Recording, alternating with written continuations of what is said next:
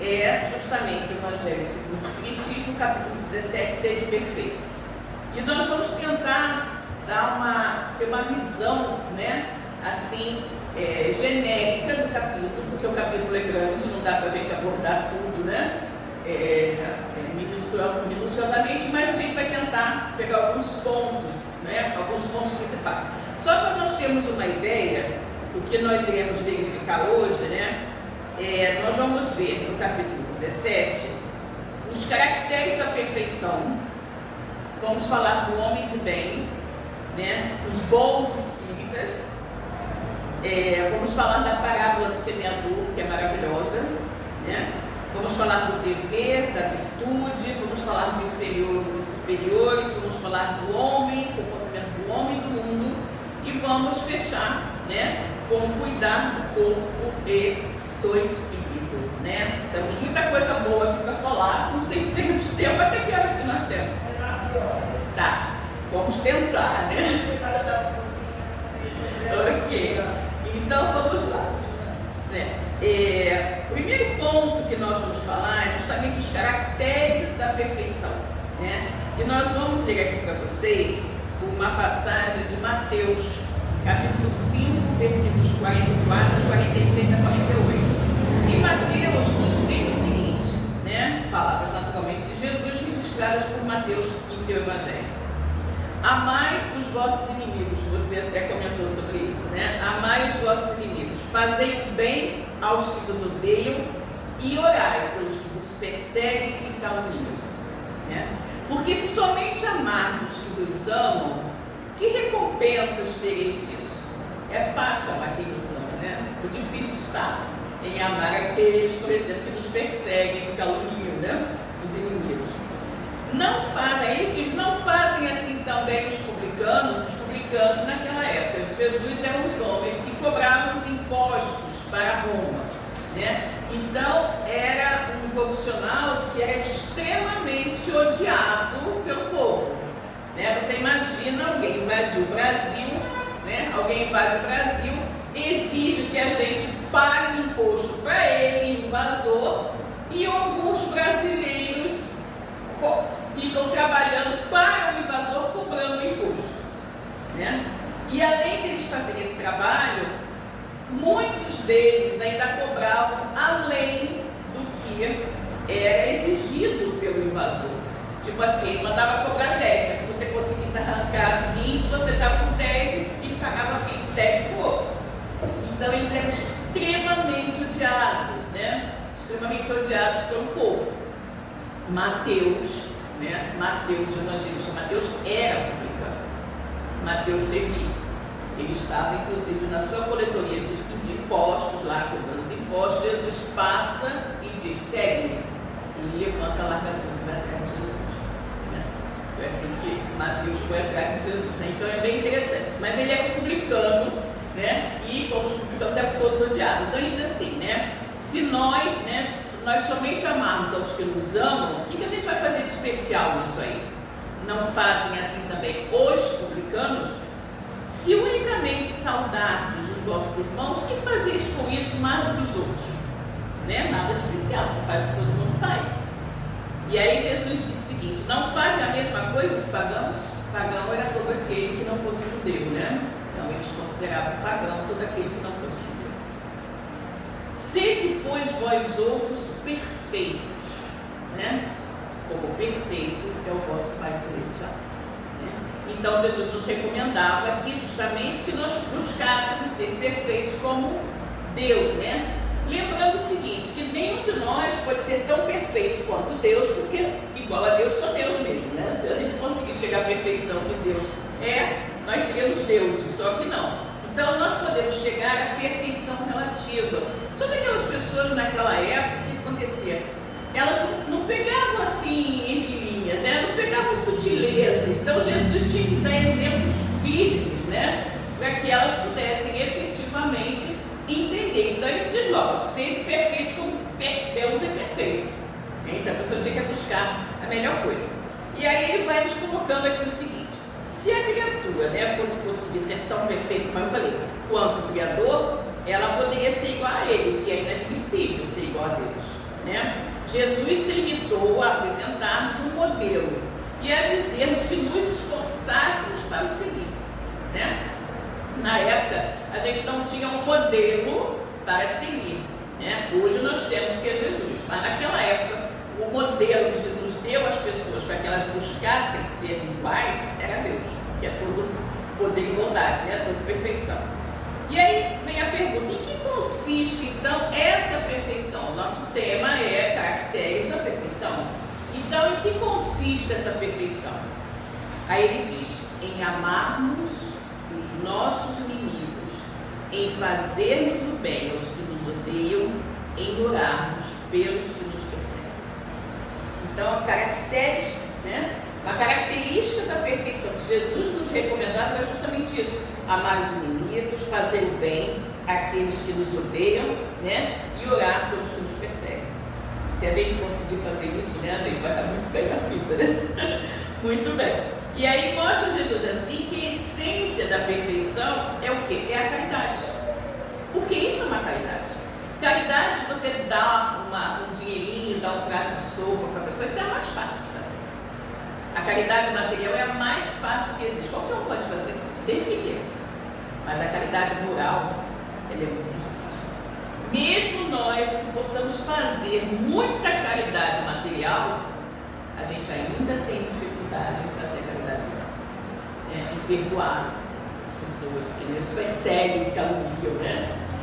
De realmente desculpar os inimigos, aquela coisa toda. Então, esse pra gente, quando Jesus colocou isso, ele já sabia a dificuldade que nós teríamos, né? Porque a caridade material é muito fácil, né? A verdadeira caridade é a caridade moral. E essa caridade moral a gente vai ter que exercitar até mesmo dentro de casa, com aquele familiar difícil, que não está na nossa casa por acaso, porque nada é por acaso, né? Ele está ali, aquele grupo familiar está reunido, porque aqueles espíritos precisam se entender. E a forma mais fácil de você buscar o entendimento entre espíritos que não são muito afins é fazê-los nascer no mesmo lar, como mãe e filho, como irmãos, pai e filha, né? Porque ali você vai ter que aprender a amar, né? Então é assim que acontece. Então mostra Jesus assim que a essência da perfeição é a caridade, na sua mais ampla acepção, porque implica o quê? A prática de todas as outras virtudes, né? Se a gente consegue praticar a caridade verdadeira, não essa facinha, né, que é dar um dinheirinho, a gente vai adquirir todas as outras virtudes. Por exemplo, compreensão, tolerância, paciência. Tudo isso vem a rebote da nossa virtude maior, que é a caridade, né? Muito bom. Aí agora a gente vai falar do homem de bem, né? O homem de bem a gente pode resumir como aquele que pratica a lei de justiça, de amor e caridade, né? E aí, o verdadeiro homem de bem é o que cumpre a lei de justiça, de amor e de caridade na sua maior pureza, né? Deposita fé em Deus. O homem de bem tem fé em Deus, na bondade de Deus, na justiça, na sabedoria de Deus. E aí sabe que sem a permissão de Deus nada acontece. E assim a gente compreende e aceita tudo que nos acontece. Não é? Olha só, eu acredito em Deus. Sei que Deus é bom, que Deus é justo, que Deus me ama, que Deus só quer o meu bem.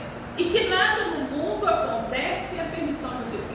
A partir destas premissas, eu vou concluir logicamente que tudo que acontece comigo está certo. Porque se não estivesse certo, Deus não permitiria.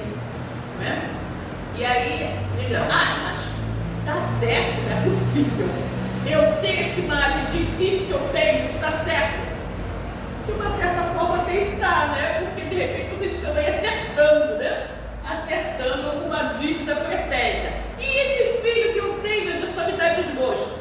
Esse filho que só me dá desgosto, pode ser que na vida anterior você tenha desvirtuado ele do caminho do bem. E agora ele nasceu como seu filho, para que você o reencaminhasse para o caminho do bem.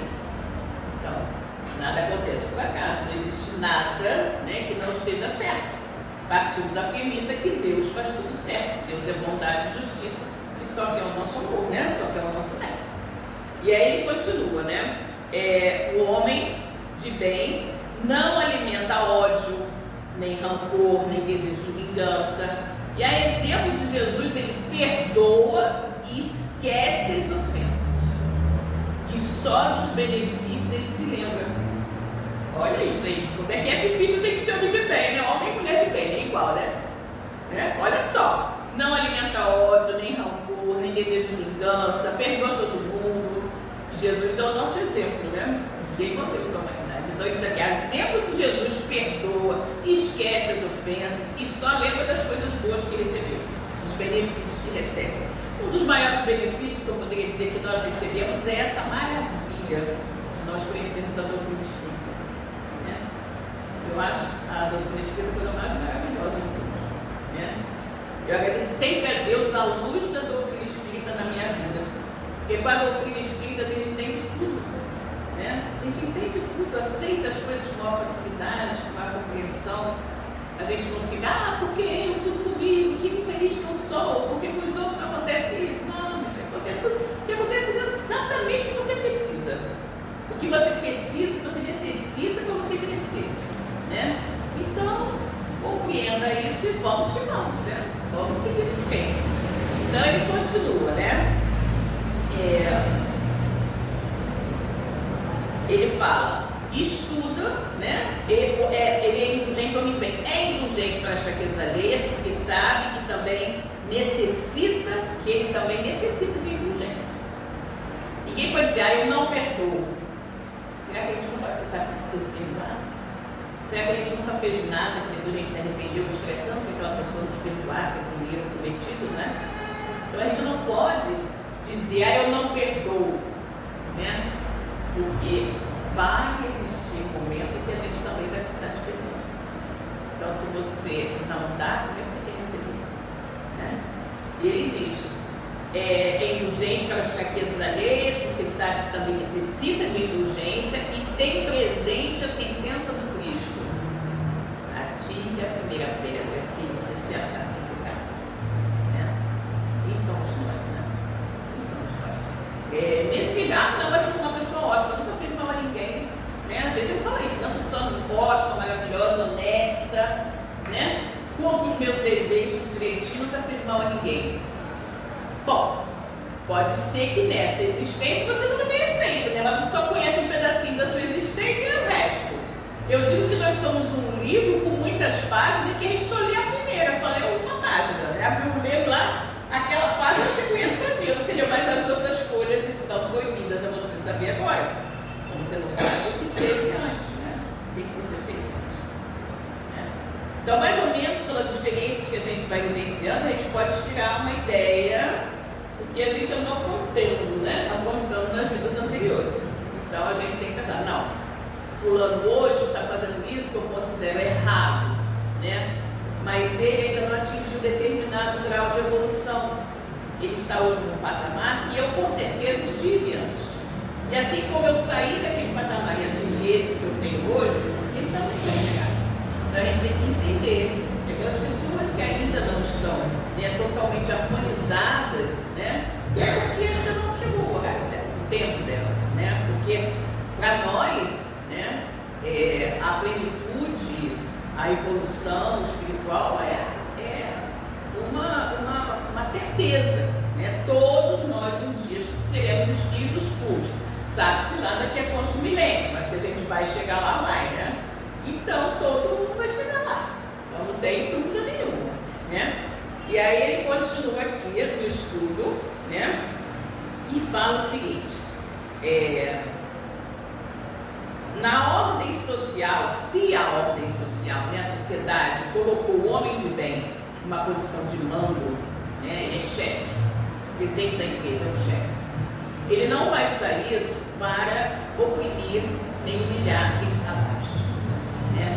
Ele vai usar essa posição para beneficiar as pessoas ao máximo e para, na medida do possível, fazer com que aqueles que estão mais abaixo possam ascender até onde ele está. Ao contrário daquele que está numa posição subalterna, ele vai entender a sua posição, vai saber o porquê está ali, porque ninguém está ali numa posição vai desenvolver as suas tarefas corretamente, né? Corretamente. Então, ele diz assim, e no final ele fala, né? Não fica aqui, né? A gente não enumerou, tem muito mais, né? Não ficam aqui enumeradas todas as características, né? Todos os detalhes que apontam o homem de bem, mas aqui com essas a gente já vai tendo uma ideia, né? A gente já vai tendo uma ideia de como o homem de bem deve se comportar, né?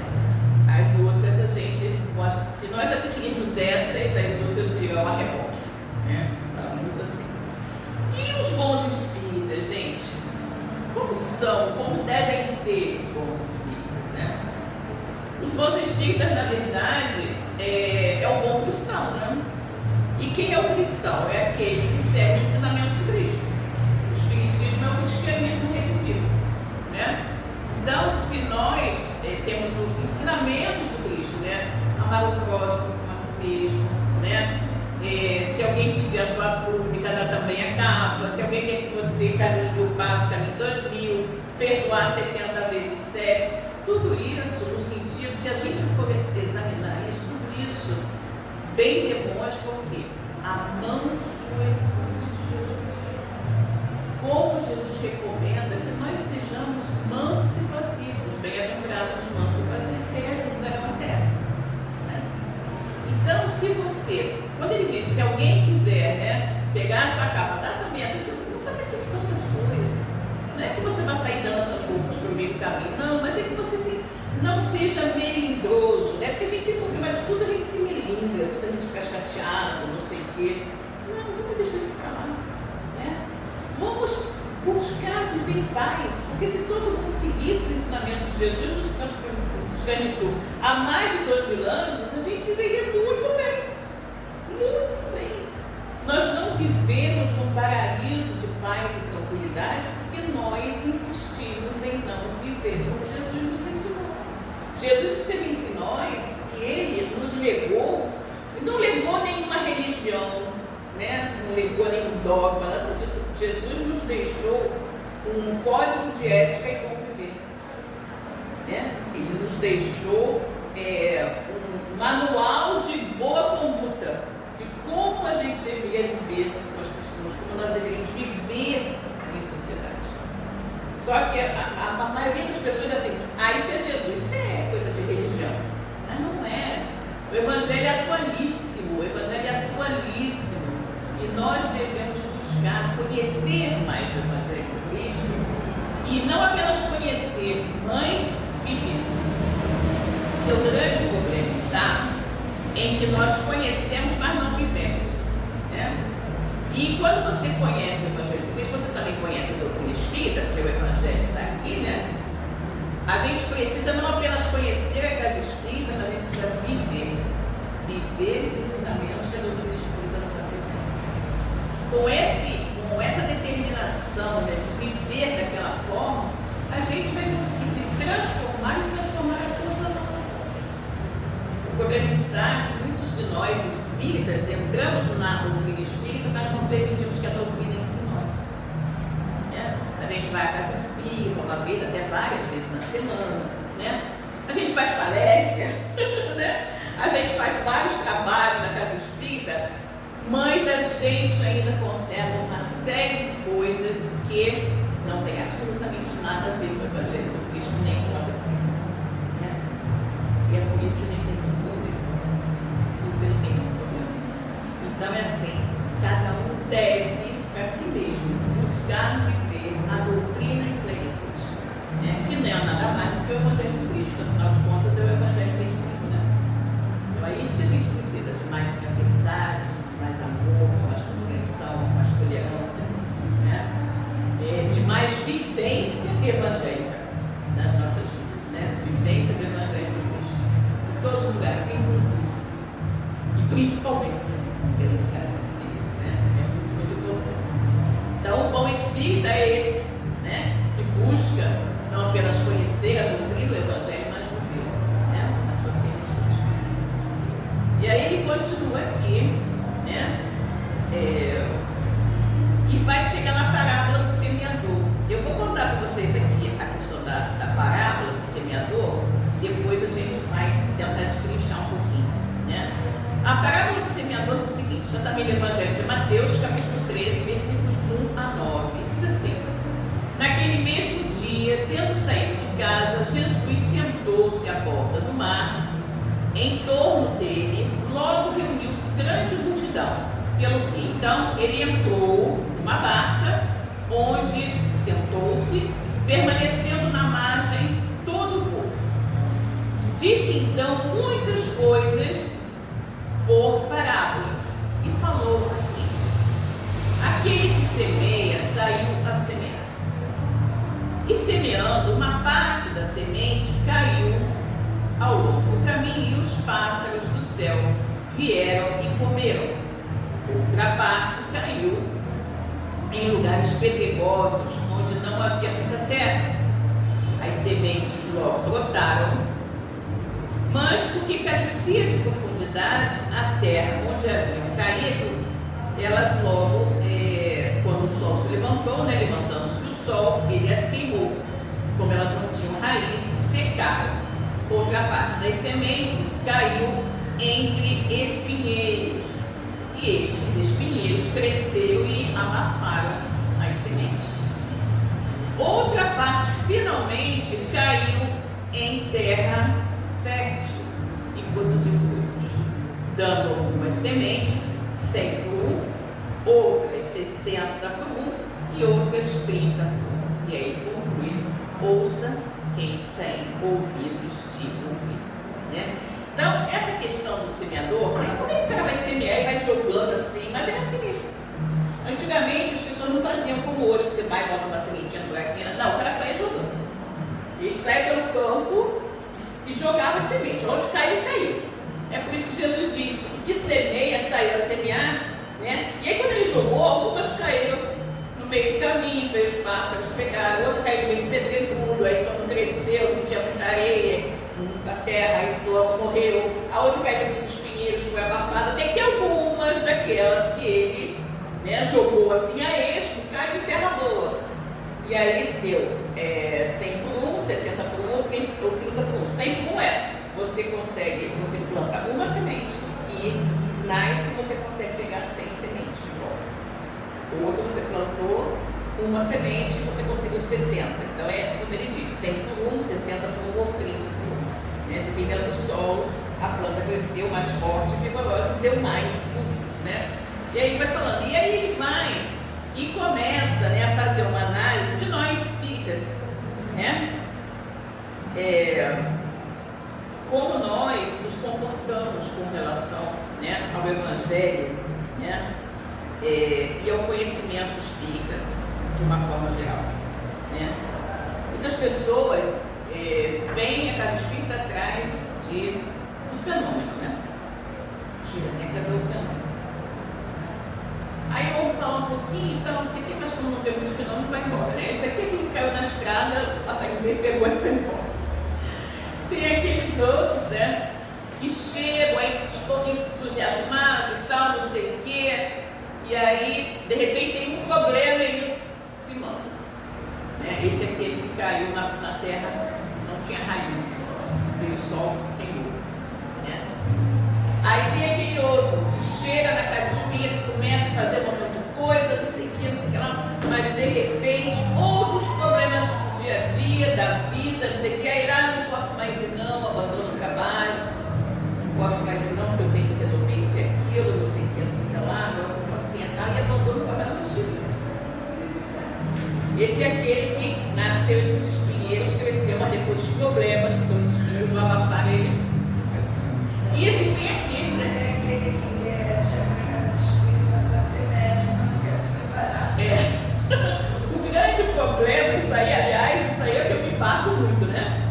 É o estudo, né? Porque sem estudo não dá para chegar a lugar nenhum, né? Aliás, Kardec já dizia isso, né?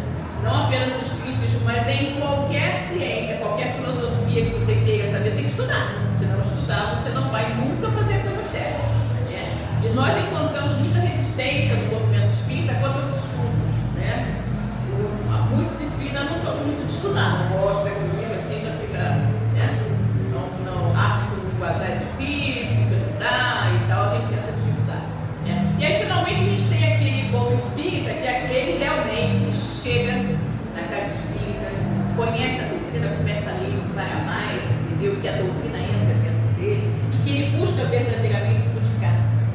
que ele quer trabalhar, ele quer ajudar, ele quer fazer. Né? Então esse é o verdadeiro espírita, é aquele que permite que a doutrina entre dentro dele e ao entrar dentro dele o modifique. O modifique obviamente o melhor. Né? Que ele entenda tudo que está passando na vida dele, quais as dificuldades, e que foi uma dádiva, né? Um presente de Deus ele tem encontrado a casa e ali poder aprofundar aqueles conhecimentos. Porque eu penso o seguinte, Chico falava isso, ninguém que conhece a doutrina há uma semana pode continuar agindo da mesma maneira diante de conhecer. Porque a doutrina realmente é luz nas nossas vidas, mas ela será luz na nossa vida se nós efetivamente quisermos aproveitar essa luz. Né? Porque se você não estiver disposto a aproveitar aquela luz, ela não vai iluminar a sua vida, não vai te modificar, não vai te transformar. E muitas pessoas, às vezes, acham difícil demais ser espírita, como disse Raul Teixeira, né? Ser espírita não é para quem quer, é para quem aguenta. Né? É para quem aguenta. Por quê? Porque te exige uma reforma íntima muito grande. E ninguém quer sair da sua zona de conforto. Você já briga com seu irmão há 20 anos, começou a frequentar casa espírita. Você não deve brigar com seu irmão? Ah, não, eu fazer classe com ele não. Porque marcação sair da casa espírita para fazer as classes com ele. Então a gente tem essas situações, né? Essas situações que a gente precisa controlar. Então é por isso que ser espírita, né? Não é para quem quer, para quem aguenta realmente, quem está determinado. A mesma coisa quando uma casa espírita é muito grande, né? Como já dizia Kardec, as possibilidades de você ter um ambiente harmonioso reduzem-se muito, porque são muitas pessoas, né? Muitas cabeças, muitos pensamentos, né? Dentro do mesmo ambiente. Então você conseguir harmonizar aquilo é difícil. E aí você começa a ter problemas muito sérios na casa espírita. A casa espírita parece que é uma só, mas na verdade ela é toda subdividida. Menos grupinhos, isso, naquilo. Então Kardec recomenda que nós tivéssemos muitas casas espíritas pequenas. Né? Porque quanto menor a casa espírita, mais fácil ela ser harmoniosa. Né?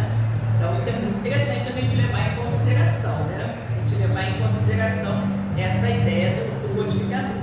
E aí a gente vai passar agora aqui para a temática do dever. Né? O que é o dever, gente? O que é o dever de cada um? Né? Quando a gente fala em ser perfeito, nós temos que cumprir o nosso dever. Mas qual é o nosso dever? Né? O que a gente tem que fazer? O dever é a obrigação moral da criatura para consigo mesma, primeiro, e em seguida para com os outros. O dever é a lei da vida. Com essa lei, nós deparamos nas mais ínfimas particularidades, né, com o dever, como nos atos mais elevados. Quero aqui falar apenas do dever moral, tá? E não do dever que implica as nossas profissões, né? Mas o dever moral. Né? O dever moral. Qual é o nosso dever moral? É o dever íntimo do homem. É aquele dever que fica entregue ao nosso livre-arbítrio. Né? Que fica entregue ao nosso livre-arbítrio. Então a gente vai pensar. Eu consegui um carro público, né? Sou um administrador público. Pessoas acreditaram em mim, né? Acreditaram em mim e me colocaram naquela posição para ser administrador da coisa pública. E aí eu começo a trabalhar aqui naquilo, mas eu vejo que tem uma facilidade muito grande de eu ganhar um dinheiro extra e tal, né? Mas eu não tenho por esse dinheiro todo. Poxa, sou eu que controlo se eu faço aquilo. Acho que eu vou pegar um pouco para mim. E aí vem a questão do livre-arbítrio, do dever. Você está livre. Foi para isso que você foi para a posição? Para se aproveitar da posição que você está, para tirar vantagens pessoais. Aí vem o dever que vai dizer o que é o certo e o que é errado. E o dever ele é absolutamente norteado pelo teu livre-arbítrio, né? Você decide. Ou você será um bom administrador da coisa pública, ou você será um mau administrador da coisa pública. E na nossa vida uma constante escolha, né? Nós escolhemos o dia inteiro, até que a gente abre o olho. Você abre o olho e diz, eu vou escolher. Eu levanto da cama, eu fico na cama o dia inteiro. Aí você levanta da cama, eu levanto da cama, eu vou escovar o dente ou não vou escovar dente? Né? Então, o dia inteiro a gente está escolhendo. O dia inteiro nós estamos exercendo o nosso livre-arbítrio. Né? E nós somos naturalmente responsáveis por aquilo que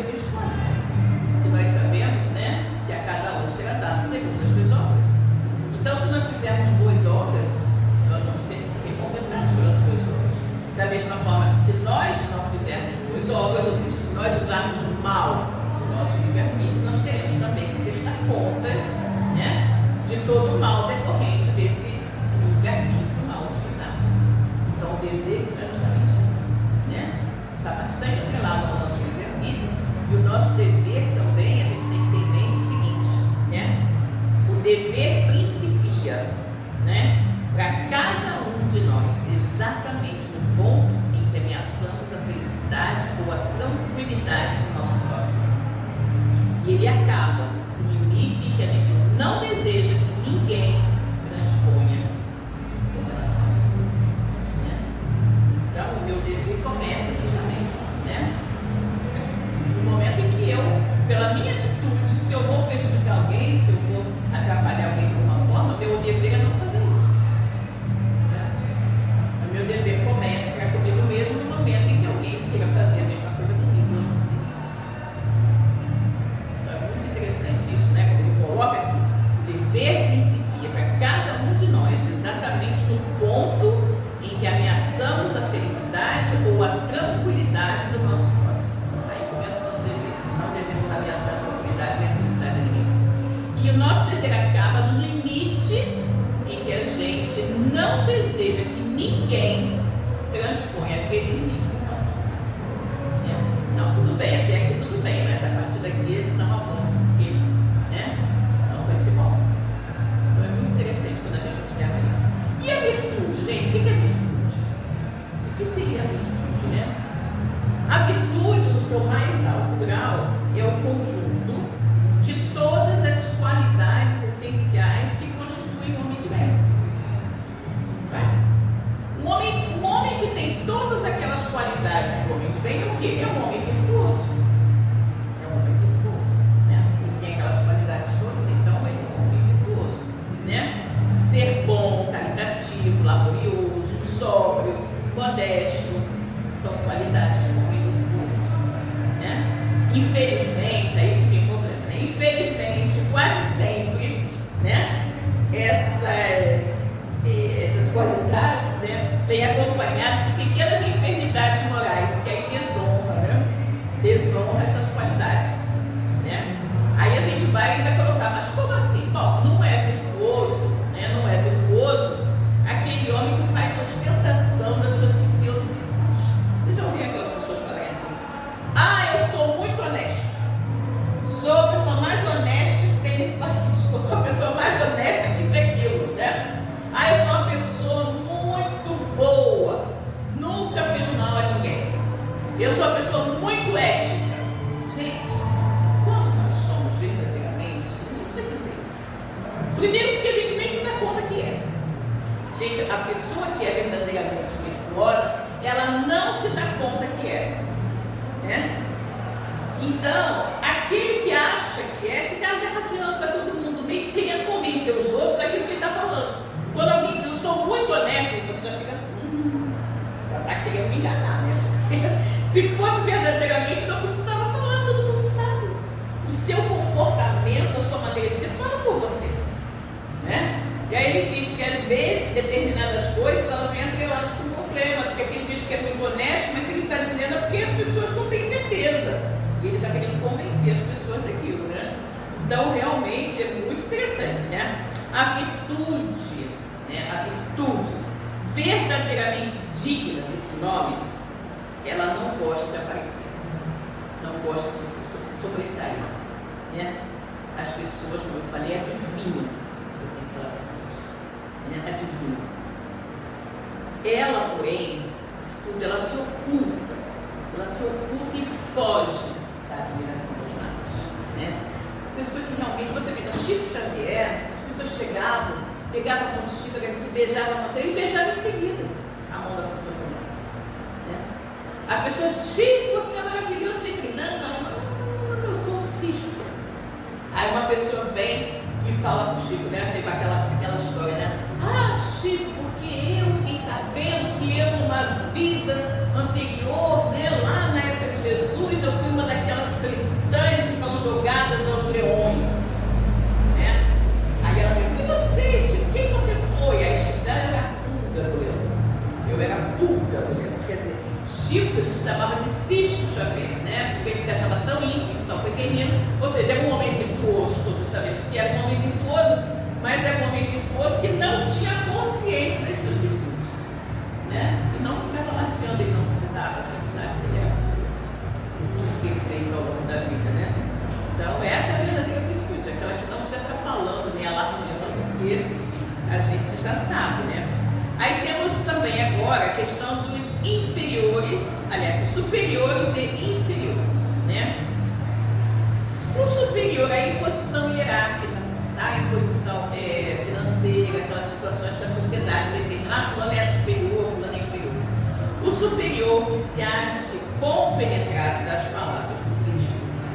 a ninguém despreza, né?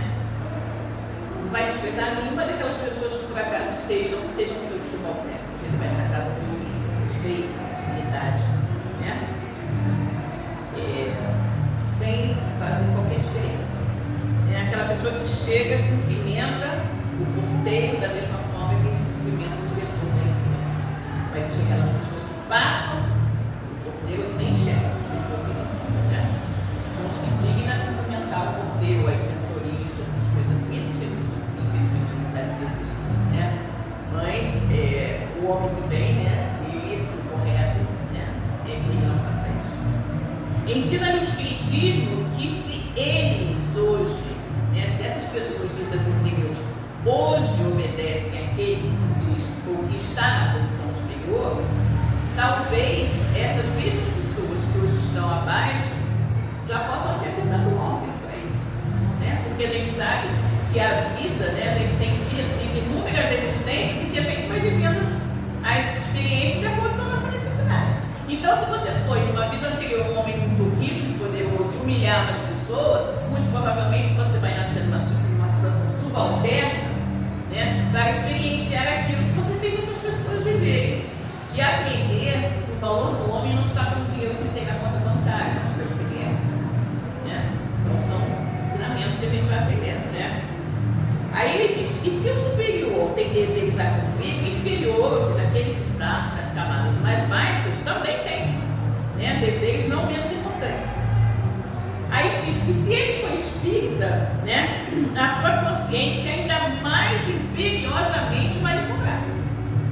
Gente, é aquilo que eu falo, né? Nós espíritas não temos desculpa para fazer coisa errada. Não é? A gente sabe tudo. A gente sabe tudo. A gente sabe quem é, de onde veio, onde vai, e sobretudo o que a gente está fazendo aqui. Ninguém está aqui para ser rico, dentro do famoso sarado, né? A gente está aqui para se tornar uma pessoa melhor. Então, já que a minha meta, eu tive de Deus essa permissão de uma nova existência na matéria, para diante das outras pessoas que estão comigo, né, das diversas experiências, eu me aprendendo a lidar bem com isso, é porque eu tenho que me melhorar. Agora, se eu não me melhoro, sabemos tudo isso, a culpa é minha, né? A culpa é minha. Então, nós espíritas, a gente está numa situação doença, porque nós não temos como fugir. Eu não sabia. Como você não sabia? Você não é espírita? Você nunca leu a codificação, não sabia das coisas? Quer dizer, eu digo para todo mundo, né? Eu dou aula, né? Faço muitos estudos e tal. Aí eu falo para o pessoal que estuda, gente, olha só, não tem jeito não. Nós não temos como correr. A gente sabe tudo, a gente só não sabe pelo que é. Depois não reclama, né? Depois não reclama, né? Mas a gente conta muito isso, né? A gente conta muitos espíritas que sabem de tudo, mas não fazem o que deveriam fazer. Aí a gente vai ter que acertar nossas contas depois, né? Não adianta querer fugir, né? Outra coisa que eu falo muito com as pessoas é o seguinte, gente, olha, no plano espiritual ninguém chega de máscara. Ninguém chega de máscara. Chega lá com a cara e a coragem, né? Eu sei que na casa espírita você pode fazer aquela pose de bonzinho, né? Meu irmãozinho,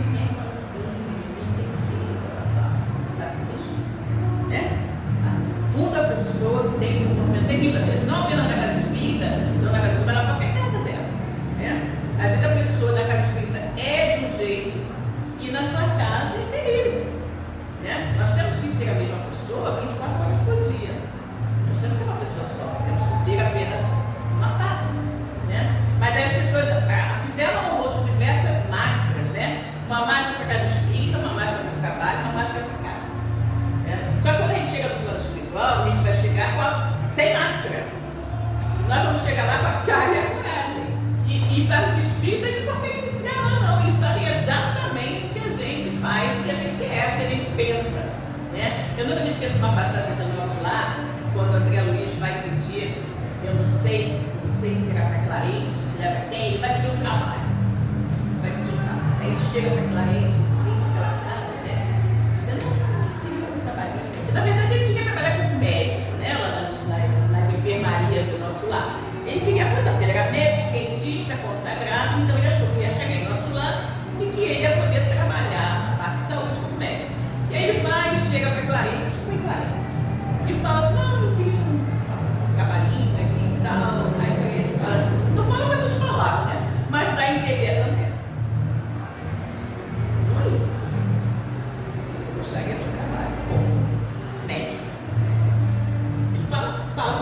ele fala bem exatamente isso, né?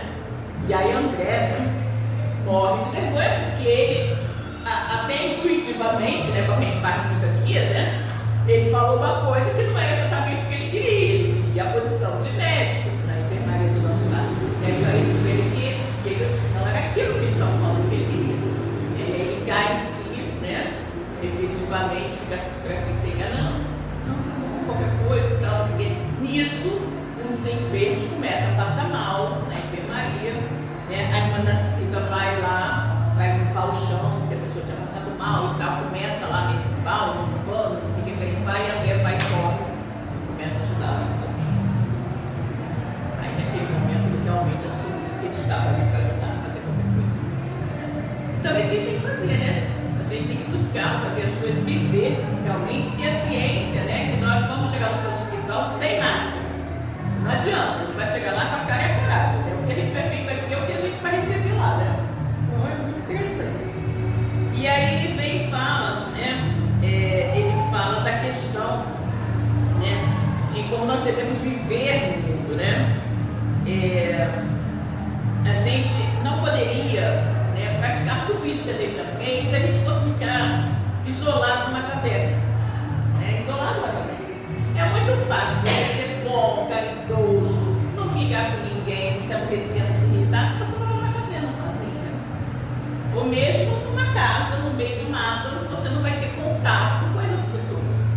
O que nos coloca à prova, realmente, se a gente aprendeu a ser paciente, caridoso, compreensivo, é o contato com as outras pessoas. Então, é justamente a vivência no mundo com as outras pessoas que vai nos pôr à prova se a gente aprender. É a vivência dedicada com aquele parente difícil que vai nos provar se a gente aprendeu ou nada, né? Porque morar no interior, né, longe de todo mundo, lá no meio do mato e tal, aí é beleza, não tem ninguém para te aborrecer, porque não tem ninguém perto de você para te aborrecer. O difícil está o convívio em sociedade, né? Quando a gente está aqui no convívio em sociedade, aí é que a coisa, né? Aí é como se dizer que a porca torce o rabo, né? Aí é que a coisa acontece, né? Então, a gente tem que estar no convívio social, porque é somente no convívio social que nós vamos conseguir realmente nos pôr à prova, né? Nos pôr à prova. Eu vivi uma experiência, não sei se eu contar, eu vi uma experiência, já tem tempo isso, né? Lá perto da casa espírita que eu frequentava, tinha um supermercado, né? E aí o que acontece? O extra, né? E aí tinha uma padaria, lá tem uma padaria, e tinha uma senhora extremamente mal-humorada, né? E aí um dia eu cheguei para comprar pão e eu falei assim para ela, só tem esse pão aqui, porque a gente sai toda hora, né? Só tem esse pão aqui. Aí ela falou para mim, só virou as costas e respirou e lama os beijos. Falou para mim assim,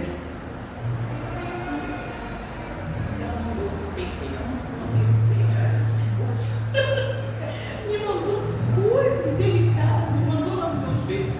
Aí, lá, a senhora, você desemprego, se eu chamar o gerente para reclamar, me mandou para me os beijos, vai ficar ruim a coisa para ela e tal. Eu fui embora, deixei para lá, lambi os beijos, que era o que eu tinha que fazer ali naquele momento, e fui embora. Se fosse em outra época, eu seguramente falei, o quê? Como isso? Cadê o gerente desse lugar aqui? Como pode a funcionária mandar o cliente nos meus beijos? Entendeu? E eu fiquei muito feliz comigo, porque eu consegui escutar ela dizer, eu lambei os beijos e não fiz nada, sabe? Fiquei quieta, entendi que ela de repente é uma pessoa mais difícil, talvez tivesse um dia pior ainda e tal, não sei o quê. E as consequências que o meu melindre, porque é um melindre, né? Que o meu melindre poderia ter acarretado com aquela irmã, entendeu? Que ainda não sabia como se comportar com as pessoas. Aí eu fiquei muito feliz da minha vida. Quando a gente consegue, né? Ter uma casca de banana na nossa frente e não pisar e levar um topo, é ótimo, né? Já a casca de banana estava lá, né? Escorreguei, mas não caí, né? Então é muito legal quando a gente consegue ver que a gente está aprendendo um pouquinho, né? Exatamente. E aí ele vem e fala pra gente, né? Que nós devemos, para concluir aqui o nosso estudo, cuidar do corpo e do espírito.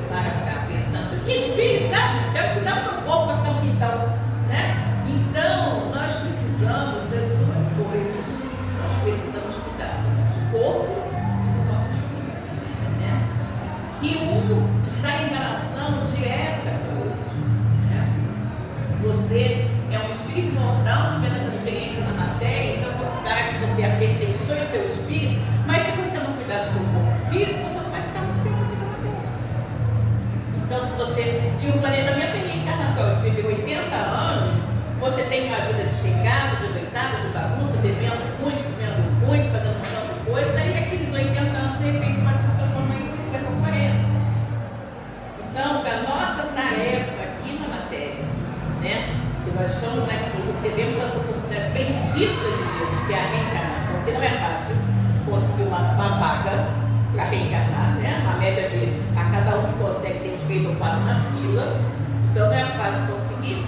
Então nós temos que preservar esse corpo de carne que vai nos possibilitar estar aqui vivenciando todas essas experiências que vão nos possibilitar crescer como espírito. Eu sempre falo o seguinte, né?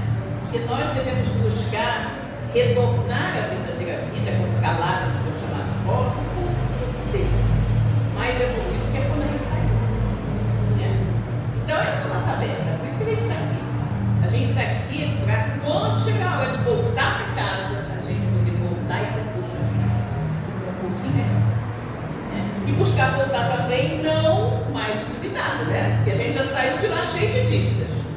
Né? Chegou aqui, a gente tem que fazer o quê? Tem que tentar pagar as dívidas, né? Trabalhando na casa espírita, sendo voluntário, fazendo a caridade, sendo pessoa tolerante, né? Aí você vai pagando suas dívidas, né? Seus boletos espirituais. Eu tenho uma amiga que disse, meus boletos espirituais são imensos, né? Então a gente está aqui para ir pagando, né, os nossos boletos espirituais. Então o que a gente tem que fazer? A gente tem que voltar, quando chegar a hora de voltar para a nossa verdadeira vida, com muitos boletos, na medida do possível, já pagos e sem